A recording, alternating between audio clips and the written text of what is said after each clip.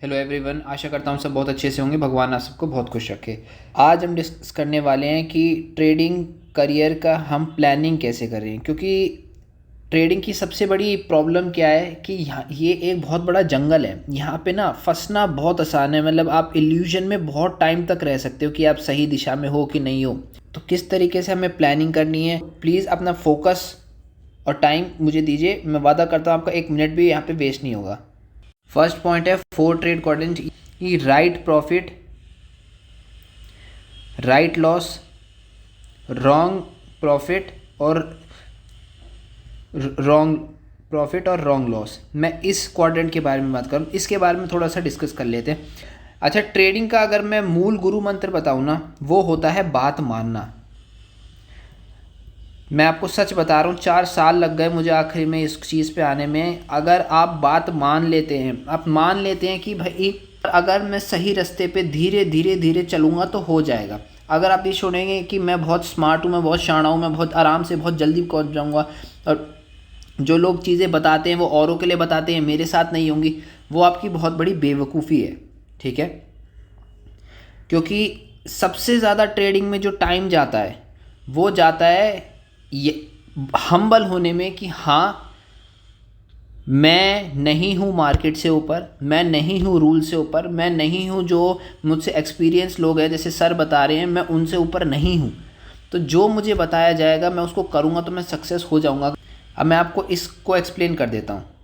Right profit का ये मतलब है कि आपका प्रॉफिट उससे हुआ जब आपने ट्रेड करी थी, मतलब जब आपने ट्रेड ली तो उससे लॉस भी हो सकता है, उससे प्रॉफिट भी हो सकता है। अब इसमें ये फ़र्क आ जाता है कि क्या आपने जो ट्रेड ली वो आपने रूल्स के हिसाब से ली, सेटअप के हिसाब से ली।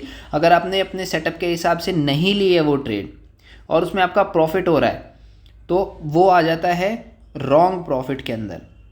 और आपने सही जगह ट्रेड ली है और ये आपका लॉस हो गया तो आपका वो राइट लॉस के अंदर आता है। तो हमें कुछ भी हो जाए, हमारे को कुछ भी हो जाए, सबसे ज़्यादा हमारे को जिससे दूर रहना है वो रहना है रॉन्ग प्रॉफिट से। इसको हमें किसी भी हालत में नहीं लेना है और इसको भी अवॉइड करना है, बट इसको तो किसी हालत में नहीं लेना। क्यों? क्योंकि ये एक इल्यूजन क्रिएट करता है कि आप सही जा रहे हो। अगर आप गलत काम करके अगर आप प्रॉफिट कमा लोगे ना, वो आपका सिर्फ 2 दिन चलेगा, पर उसी हैबिट की वजह से आप बाकी 8 दिन आप लॉस कर दोगे और नेट नेट हमेशा आपका जीरो ही रहेगा। नहीं तो अपना ट्रेडिंग पीएनएल खोल के देख लो, यही आपको मिलेगा। ठीक है, तो आपको क्या करना है कि जब भी आपका राइट लॉस हो, इसमें दुख, अब जैसे राइट लॉस क्या है, जैसे आज ही मेरे साथ हुआ। जैसे मैंने यहाँ पे मान लो ऐसे बना हुआ है, ठीक है, मेरे को था कि यहाँ से ब्रेकआउट कर देगा, मेरा सेटअप है, मैंने मान लो यहाँ पे बाई किया, बट उसने मेरा पहले लॉस किया और फिर वो प्रॉफिट में गया। तो अभी क्या आएगा, अगर अब मैंने बट यहाँ पे अपना मान लो एसएल कट कर लिया, अब अगर नेक्स्ट टाइम ये सेम चीज़ होती है, ठीक है, तो मेरे अंदर क्या इन्फॉर्मेशन स्टोर्ड है कि भाई ये थोड़ा सा नीचे जाके ऊपर जाता है। तो अगर मैं अपना स्टॉप लॉस बढ़ा रहा हूँ बस इसलिए ताकि क्योंकि पहले ऐसा हुआ था, तो वो, और अगर प्रॉफिट उसमें हो जाता है तो वो हो जाएगा मेरा रॉन्ग प्रॉफिट, क्योंकि मैंने अपना रूल ब्रेक करके ये मैंने कमाया है। और इससे क्या होगा कि 1-2 बार मैं ऐसा कर लूँगा, बट बाकी के 8 बार जहाँ पे मेरे स्टॉप लॉस, मेरा इतना बड़ा लॉस बचा था, वो फिर इतने बड़े बड़े लॉसेस मुझे दे देगा। फिर इस दलदल से निकलना बहुत मुश्किल होता है, क्योंकि आप गलत चीज़ों पे अपने दिमाग को वायर कर लोगे या कर रखा है। तो आपको सबसे पहले तो आपको इस चीज़ पे स्ट्रिक्ट होना है कि मैं कुछ भी हो जाए मैं अपना सेटअप ही फॉलो करूँगा, चाहे उसका आउटकम कुछ भी हो, क्योंकि मार्केट में कुछ भी चीज़ 100% नहीं होगी। ठीक है, तो कुछ भी चीज़ 100% नहीं होगी। तो इसी पॉइंट पे मैं दूसरा लाता हूँ, स्टॉप स्विचिंग सेटअप। सेटअप को इधर उधर देखना ढूंढना बंद कर दो। हर एक सेटअप में एक प्रोबेबिलिटी अटैच होती है, नो मैटर व्हाट, चाहे कुछ हो जाए। ये लूजिंग स्ट्रीक भी देगा, ये विनिंग स्ट्रीक भी देगा, ये प्रॉफिट लॉस भी देगा। तो उसमें लॉसेस तो लिखे ही हैं। सेटअप कैसे चूज़ करना है, आपको सेटअप अपनी पर्सनैलिटी के हिसाब से चूज़ करना है कि आपको बैठना ज़्यादा पसंद है या आपको जल्दी से निकलना ज़्यादा पसंद है। लोगों को स्कैल्पिंग बहुत अट्रैक्टिव लगती है, पर मैं कहूँगा कि स्कैल्पिंग बिल्कुल भी ना करें, बिल्कुल भी ना करें, क्योंकि ये बहुत बैड हैबिट आपके अंदर डालता है। आपको जो यूट्यूब पे दिखते होंगे ना, 1.5 लाख कमा लिया, 3 लाख कमा लिया, स्कैल्पिंग करी, कितनी जल्दी प्रॉफिट हो गया, उनका सिर्फ वो प्रॉफिट दिखता है। ज़रा एक बार 2 साल की P&L की स्टेटमेंट देखना तो सब कुछ सामने आ जाएगा। ठीक है, तो प्लीज़ प्लीज़ मेरी हाथ जोड़ के विनती रहेगी कि स्कैल्पिंग जल्दी जल्दी 2-2 मिनट में निकलना, 3-3 मिनट में निकलना, ये ना करें। ऑप्शन बाइंग ही करनी है। तो नेक्स्ट चीज़ जो बिल्कुल गुरु मंत्र, इसको आप समझ लो। अगर आपको ना या तो स्टॉप लॉस या टारगेट इंडेक्स के चार्ट पे, चाहे ऑप्शन का प्राइस कुछ भी हो, बिलीव मी, मेरी बात मानना, कई बार ऐसा होगा कि आपका स्टॉप लॉस तो आपने देखा था सिर्फ 60 पॉइंट का था, तो ऑप्शन के अंदर सिर्फ 30 पॉइंट जाने चाहिए थे, पर कई बार 40 पॉइंट भी चले जाएंगे, 45 पॉइंट भी चले जाएंगे।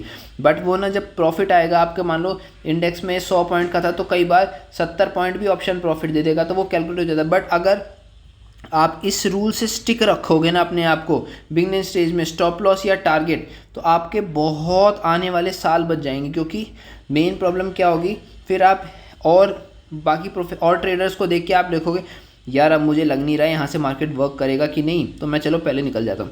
अगर आपकी 2 ट्रेड भी ऐसी हो गई ना जो आप निकल गए और सही चली गई, जो मैंने बताया, जैसे कि रॉन्ग प्रॉफिट या आपने लॉस था उसको बचा लिया, हो गई, तो आपकी बैड हैबिट हो जाएगी। फिर आपको थोड़ा भी डर लगने लगेगा ना, तो आप निकल जाओगे, अरे नहीं जाएगा, और फिर देखोगे वो चला जाएगा, फिर आप सिस्टम स्विच करो। तो इसी दलदल में साल निकल जाते हैं। ठीक है, तो कुछ भी हो जाए, आपको तीसरा पॉइंट हमारा या तो स्टॉप लॉस होगा या टारगेट होगा, इससे पहले मैं नहीं निकलूंगा। और एक कंडीशन मैंने अपने लिए बनाई है 25 मिनट, मतलब 25 मिनट अगर मार्केट वहीं साइडवेज हो जाता है तो उसके बाद भी मैं निकल सकता हूं, क्योंकि ऑप्शन में अगर साइडवेज हो गया तो फिर वो टाइम वैल्यू हमारी जाती चली जाएगी और उसमें हमारा और बड़ा लॉस हो जाएगा। तो ये तीसरा रूल हो गया। चौथा रूल हो गया कि मैं दिन में सिर्फ और सिर्फ 3 ही ट्रेड करूँगा या 2 ही ट्रेड करूँगा। आप ना अपना स्टॉप लॉस का साइज़ बढ़ा लो। जैसे 80 पॉइंट्स का मैं रखूँगा, कई बार आपने देखा होगा टच करके चला जाता है। सर मेरे से बहुत लोग कहते हैं सर टच करके चला जाता है। स्टॉप लॉस का साइज़ बढ़ा लो, अपना एक रिस्क मैनेजमेंट प्लान बनाओ कि मैं जितनी कम नंबर ऑफ ट्रेड्स होंगी ना, उतना दिमाग फ्रेशली काम कर पाएगा। जितनी ज़्यादा नंबर ऑफ ट्रेड्स होगी वो इन द एंड आपको कुछ भी नहीं देगा, सिर्फ आपको ब्रोकरेज की चार्जेस पे करनी होंगी। तो मेरे हिसाब से आइडियल तो सिर्फ है कि मैं 2 ही ट्रेड लूँगा। एक ट्रेड में कोई मानेगा नहीं यहाँ पे, इसलिए मैं 2 बोल रहा हूँ। कुछ भी हो जाए कि मैं 2 ही ट्रेड लूँगा, इससे ज़्यादा मैं नहीं लूँगा। मेरा खुद का जो रिस्क मैनेजमेंट प्लान है वो है कि मैं कुछ भी हो जाए 3 ट्रेड से तो मैं ज़्यादा लूँगा ही नहीं। उसमें अगर मेरी 2 लॉस हो जाती है पहले ट्रेड में तो मैं सिस्टम वहीं पे क्लोज़ कर दूंगा, और अगर मेरा प्रॉफिट होता जाता है, सिर्फ प्रॉफिट हुआ फिर लॉस हो गया, तो मैं एक और अटेम्प्ट कर सकता हूं। तो इस तरीके से आपको अपने लिए बनाना पड़ेगा। उसमें बस ध्यान क्या रखना है कि जो प्रॉफिट और लॉस का रेशियो है वो 1:1 से ज़्यादा ही होना चाहिए। ठीक है, और इसमें आपकी एक्यूरेसी अच्छी होनी चाहिए और स्टॉप लॉस यहाँ पे बड़ा होना चाहिए, बिग। नहीं तो अगर आप 1:2 पे जा रहे हो तो फिर एक्यूरेसी थोड़ी कम भी चल जाएगी, बट फिर स्टॉप लॉस का साइज़ छोटा होगा, आपको स्मॉलर टाइम फ्रेम पे जाके स्टॉप लॉस लगाना पड़ेगा। 1:3 1:4 के लिए प्लान कर रहे हो तो फिर आपको उसी तरीके से करना पड़ेगा। मैं कहूँगा 1:3 से के ऊपर मत जाना, क्योंकि हमारा यहाँ पे 5वां जो हमारा बहुत इंपॉर्टेंट पॉइंट है, हमारे को ट्रेडिंग के अंदर जो हमारे को पैसा नहीं, मेन चीज़ हमारा कैपिटल प्रोटेक्शन नहीं है। सबको लगता है कि यहाँ पे कैपिटल प्रोटेक्ट करना है, कैपिटल प्रोटेक्शन हमारा मेन एम नहीं है। हमारा मेन एम है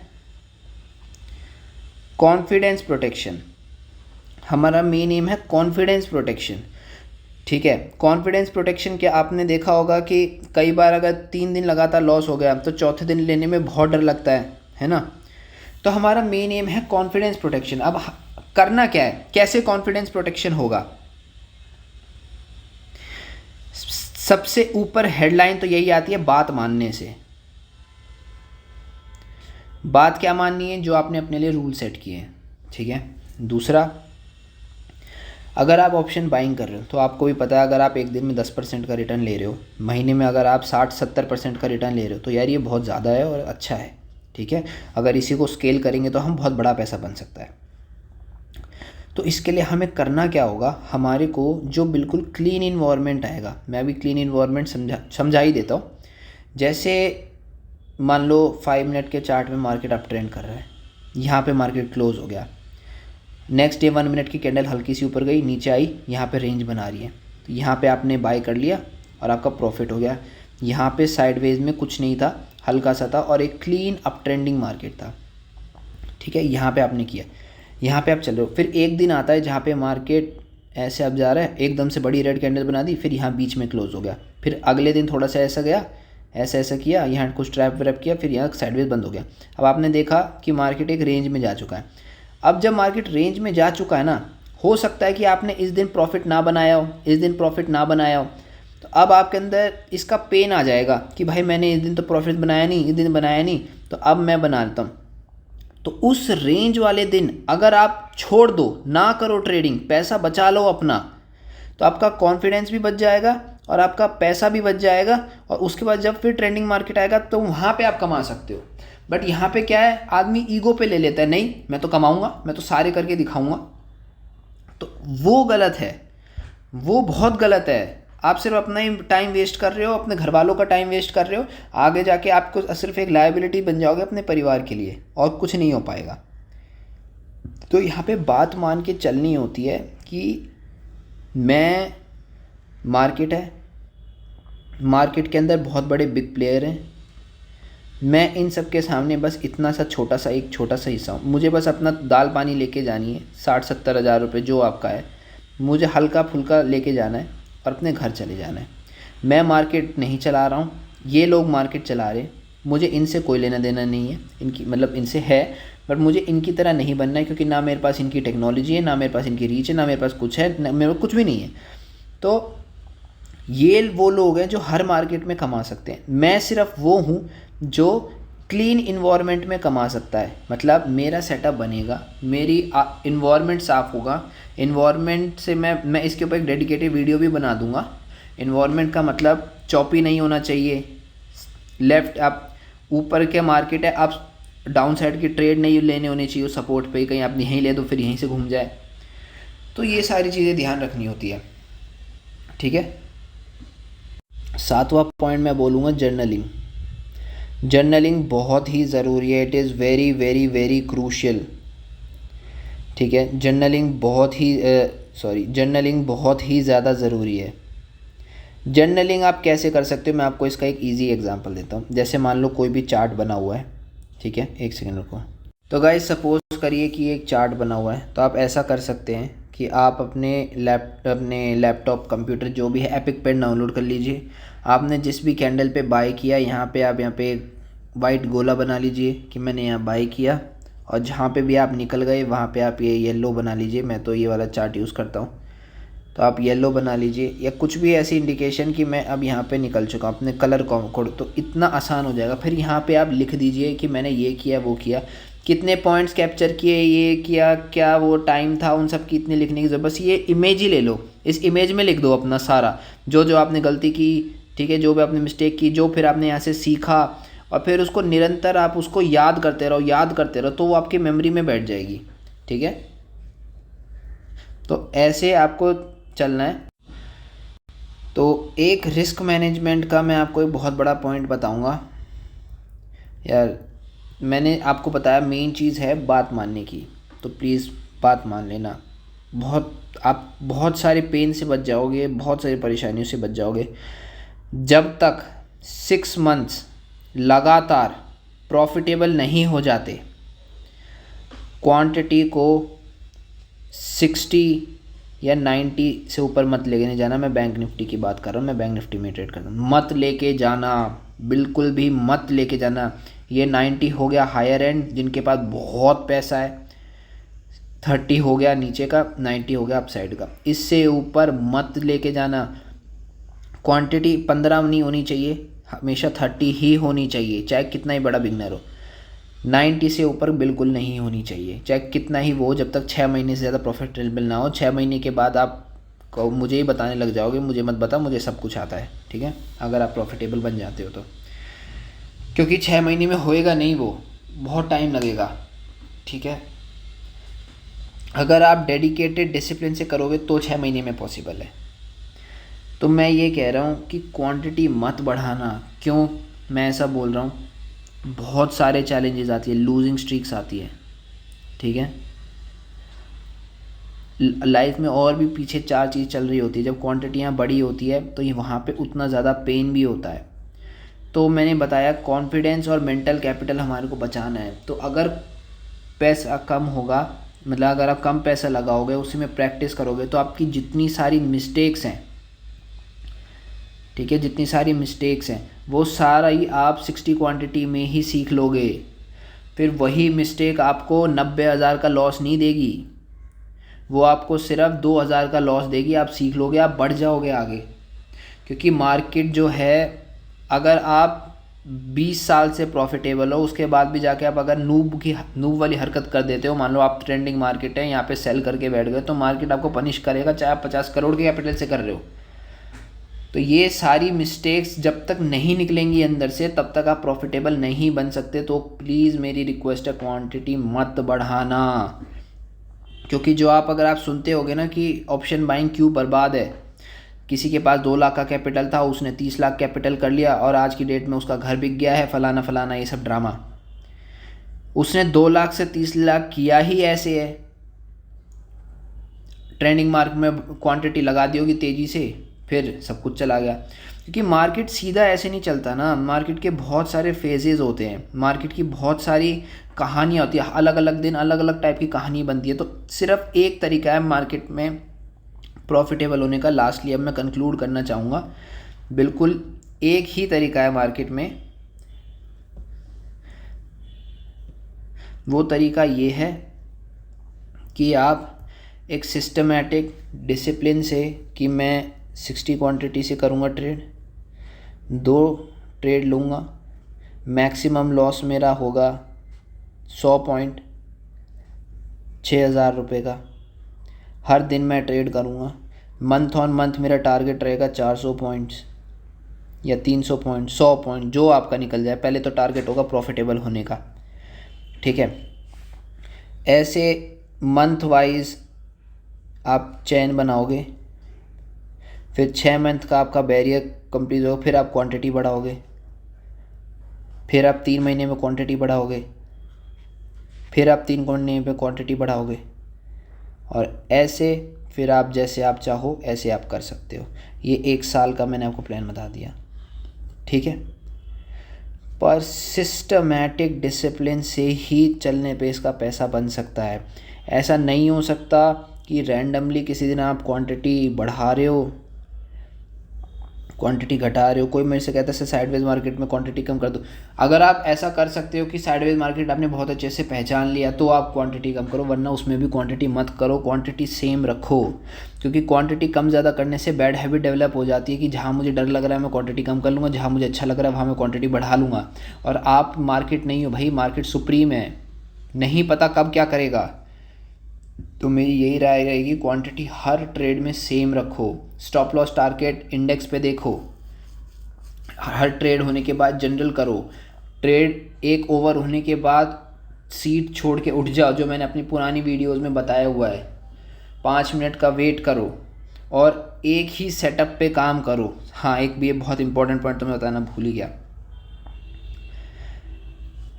गाइज। मैंने आपको बताया था कि मार्केट में बह जाना बहुत आसान है, बहुत आसान है। इंडेक्स लगा लेता हूँ, ADX लगा लेता हूँ, MACD लगा लेता हूँ, SMI लगा लेता हूँ, बॉलिंजर बैंड में लगा लेता हूँ, सुपर ट्रेंड लगा लेता हूँ, big bar setup, range breakout setup, pull back setup, reversal setup, 5 EM में 5 सेटअप, ये सेटअप, वो setup, SL hunting, trap trading, दुनिया भर की चीज़ें हैं। पागल हो जाओगे, कुछ भी नहीं होगा। तो एक बहुत सिंपल सी स्ट्रैटेजी मैं आपको दे रहा हूँ, या आप अपने हिसाब से स्ट्रैटेजी बनाइए। मैं नहीं चाहता कि, मैं बस आपको एक स्ट्रैटेजी बनानी कैसे है वो बता देता हूँ। हमें क्लीन इन्वायरमेंट में काम करना है। जो हमारी कैंडल्स होनी चाहिए वो उसमें ज़्यादा ओवरलैप नहीं होना चाहिए, ओवरलैप नहीं होना चाहिए, ऐसी ऐसी ऐसी ये मार्केट नहीं होनी चाहिए, क्लीन होना चाहिए। सेटअप 3 प्रकार के होते हैं, या तो ब्रेकआउट सेटअप होता है, या तो रिवर्सल सेटअप होता है, या तो कंटिन्यूएशन सेटअप होता है। दुनिया के सारे सेटअप इन्हीं तीनों के अंदर आते हैं। हमारे को as an option buyer reversal trading नहीं करनी है, या तो ब्रेकआउट पे काम करना है या कंटिन्यूएशन पे काम करना है। मेरी सलाह रहेगी कि आप कंटिन्यूएशन पुल बैक को और ये कि 1.5 घंटे की जब रेंज बनेगी उसको मैं ब्रेकआउट पे काम करूँगा। इन दोनों सेटअप्स को मास्टर कर लो, ठीक है। और सिर्फ फिर यही करो, और मत देखो कुछ भी कि मार्केट ऐसे नीचे जा रहा है तो हर बार मैं पुल बैक पे ही सेल करूँगा।